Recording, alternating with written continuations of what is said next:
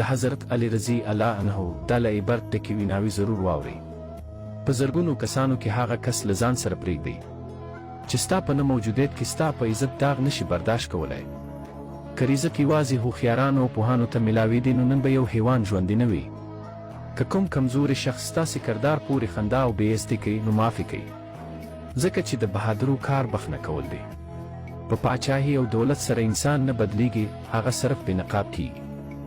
انسان به خپل کور بدل کړي، خپل ملګري به بدل کړي، خپلوان به بدل کړي، خو بیا به هم خفه وي ځکه چې خپله رویه نشي بدلولی.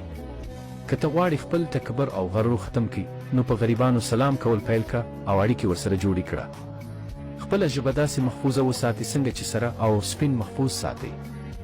عقلمند همیشه په غم او فکر کې مبتلا وي. کوم زړه چې د نورو په تکلیف سره وارخطا او خفه کیږي نو پوه شه په هغه زړه کې الله پاک اوسیږي. خوشحاله انسان ته دومره څه نشي زده کولی څومره چې غم یې زده کوي. ویډیو سره ډویټ وکړئ او مخکې تر نورو مسلمانانو ورسوئ.